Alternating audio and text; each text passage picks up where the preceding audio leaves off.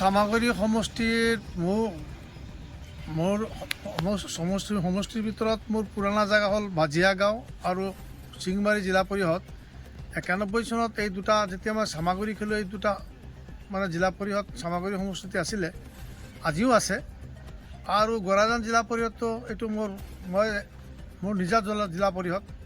ইয়াৰ পৰা মই এবাৰ জিলা পৰিষদ হৈছিলোঁ আৰু যেতিয়া মই MLA হৈছিলোঁ তেতিয়া এই জিলা পৰিষদটো সম্পূৰ্ণভাৱে ৰূপহীয়াত আছিলে আৰু এতিয়া বকতগাঁও জিলা পৰিষদত নতুনকৈ আহিছে। গতিকে মই ইয়াত প্ৰায় 25টা গাঁও পঞ্চায়তৰ বিভিন্ন অঞ্চলত ঘূৰি আছোঁ। এই সম্পৰ্কে মইতো আপোনাক কম যে ভালেই দেখি আছোঁ, কিন্তু আপোনালোকৰো এটা দায়িত্ব আছে। মই যে বিভিন্ন অঞ্চল ঘূৰিছোঁ, মানুহৰ মাজত কি প্ৰতিক্ৰিয়া, এই কথাটো আপোনালোকে এবাৰ সমষ্টিখন ঘূৰি চাওক, মানুহে কি কয়। মইতো কমি মানুহ মোক ভালেই কৈ আছে। দেখা গৈছে আপুনি অকলে ঘূৰি আছে, আপোনাৰ লগতে আৰু কোনো ধৰণৰ মানে বেলেগ মানুহ নাই। আমি দেখিবলৈ পাইছোঁ যে আপোনাৰ ৰাইজৰ প্ৰশ্ন হয় যে বিভিন্ন নেতাই আপোনাৰ লগত বহুত মানুহ লগত লৈ ঘূৰে আৰু আপুনি অকলেই আপুনি গোটেই সমষ্টি ঘূৰি আছে, এইটো সংক্ৰান্তত আপুনি কি ক'ব? চাওক, মই 1980 29, 30, 31 মানে মাৰ্চ মাহৰ পৰা জলেশ্বৰত আমচুৰ গঠনৰ পিছত মই একেবাৰে আমচুৰ ছেক্ৰেটাৰী, আমচুৰ মুখ্য সাংগঠনিক সম্পাদক, 5 টাইম আমচুৰ সভাপতি আছিলোঁ, 3 টাইম আমচুৰ জেনেৰেল ছেক্ৰেটাৰী আছিলোঁ। কিন্তু মই মোৰ গাড়ীত কোনো মানুহ লৈ তেতিয়াও মই ঘূৰা নাই। ভাড়া গাড়ী লৈ গৈছিলোঁ, এতিয়া নিজা গাড়ী, মই গাড়ীত লৈ ঘূৰা নাই। মই 91 চনৰ পৰা নিৰ্বাচনত অৱতীৰ্ণ, মই গাড়ীত মানুহ নাৰাখোঁ। কাৰণ গাড়ীত মানুহ কিয় ৰাখিম, কি ডিফেন্সৰ কাৰণে ৰাখিম? মইতো অকলশৰীয়া নহয়, মোৰ লগততো আল্লাহ আছে। গতিকে মই তাৰ ওপৰত বিশ্বাস মোৰ নাইকিয়া কৰা হৈ যাব পাৰে, মোৰ মানুহৰ ওপৰত বিশ্বাসটো বাঢ়ি যাব। গতিকে মই সদায় গাড়ীত অকলেই থাকোঁ। It is known to all concerned, সকলোৱে জানে যে আব্দুল আজিজ গাড়ী লৈ যাওঁতে তাৰ বংশৰ মানুহ বা কোনো আত্মীয় মানুহ, মোৰ লগত কোনো ছাপোৰ্টাৰ লৈ গাড়ীত নুঘূৰে।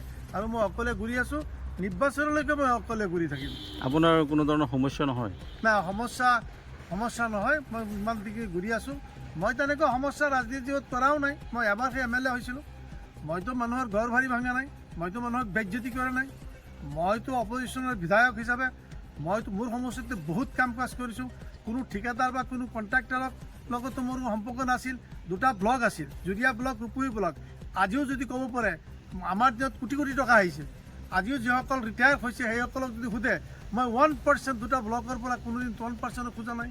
গতিকে মোৰ স্কিমৰ তেতিয়া মই হেৰি কৰা নাই। মোৰ লগত মানুহৰ সূত্ৰটো কিয় থাকিব? মইতো চব মছজিদ, মন্দিৰ, নামঘৰ সকলোতে মই পইচা দিছোঁ। আপুনি পুৰণা ৰূপহী সমষ্টিত ঘূৰক, সোধক হিন্দু মানুহক, অসমীয়া হিন্দু মানুহক সোধক, বেংগলী হিন্দু মানুহক সোধক, মুছলমানক সোধক। তেতিয়া আমি 30 লাখ টকা পাইছিলোঁ, লাষ্টত আমি 40 লাখ টকা পাইছিলোঁ। কম বেছি পৰিমাণ কৰি সকলোকে মই স্কিম দিছোঁ। গতিকে মানুহৰ লগত তেনেকুৱা ব্যৱহাৰেই কৰা নাই, যাৰ কাৰণে মানুহে মোক বেজ্জতি কৰিব।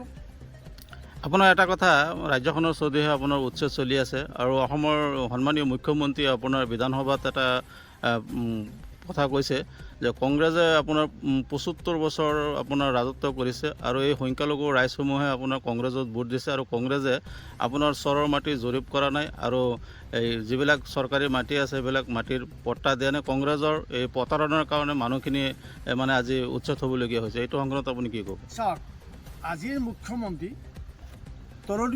তৰুণ গগৈৰ মন্ত্ৰীসভাত শক্তিশালী মন্ত্ৰী, হিতেশ্বৰ শইকীয়াৰ মন্ত্ৰীসভাতো ৰাজ্যিক মন্ত্ৰী।